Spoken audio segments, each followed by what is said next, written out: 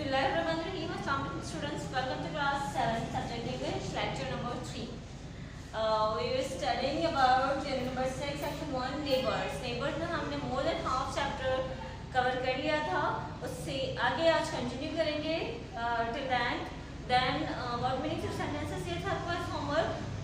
अब हम passages की तरफ चलेंगे. तो आइए start करते हैं. जी स्टूडेंट, स्टोरी कुछ ऐसी थी कि एक रूम का व्यू था जिसमें एक लड़की, छोटी सी लड़की और उसके ग्रैंडफादर थे जो पूरी तरह से खांस रहे थे. कोई बंदा तो रूम में इंटर हुआ, फ्लैश लाइट से उसके ग्रैंडफादर के फेस पर रोशनी डाली और फिर उन्हें मतलब तंग किया. उसके बाद लड़की का फेस दबोच कर लड़की ने उसे पहचान लिया. वो नेबर का बेटा था टूटू. और फिर टूटू ने कहा कि तुम यहाँ से भाग जाओ, मैं ग्रैंडफादर को लेकर आ रहा हूँ. ये एक ट्रैप स्टोरी थी जिसमें लड़की और उसके ग्रैंडफादर कहीं फंस गए थे, किडनैप थे. ये क्या इसका स्टार्टर नहीं लिखा हुआ, बट ये एक स्टोरी का, एक नॉवल का एक छोटा सा पोर्शन है जो आपको आपकी बुक में मौजूद है. सो सीन ये है स्टूडेंट्स के उस लड़की को जब टूटू ने भगा दिया और कहा कि ग्रैंडफादर को मैं खुद लेकर आऊँगा अपने साथ, तो वो भागती हुई ये सोचती हुई भाग रही थी कि उसके ग्रैंडफादर का क्या होगा. The girl ran on, she trapped over a rubbish and discarded kitchen waste, but on she ran till she reached the narrow beam of light that fall into the lane through a doorway. वो भागती हुई kitchen के जो garbage का जो portion होता है उसमें बुरी तरह से ट्रैप हुई, फंसी, गिरी, लेकिन फिर भी उठ के दोबारा से भागने लगी. उसके बाद उसको दरवाजे जब बंद होते हैं तो उसकी एक लाइन सी लाइट, मतलब कि लाइट की एक लाइन बन जाती है.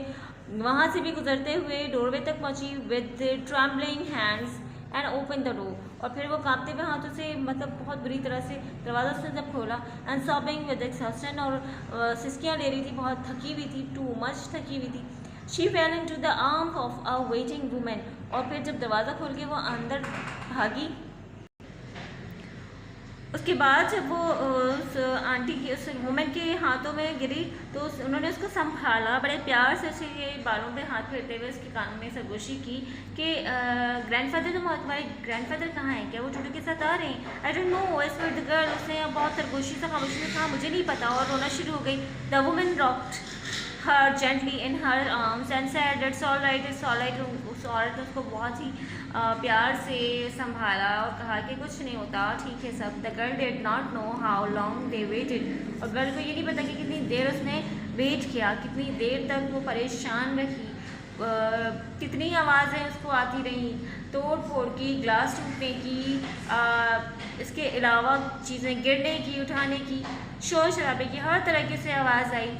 उसके बाद जब आवाज़ें कम होती चली गई और रात जो है वो खामोश होती चली गई.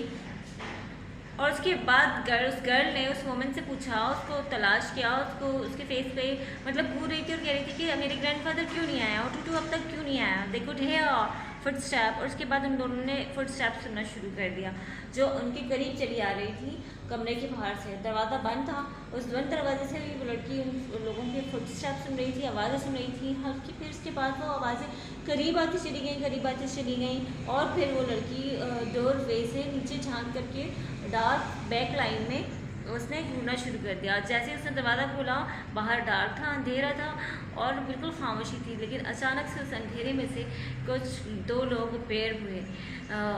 We are almost there, grandfather. We have made it. I know you have lost almost everything, but you are alive.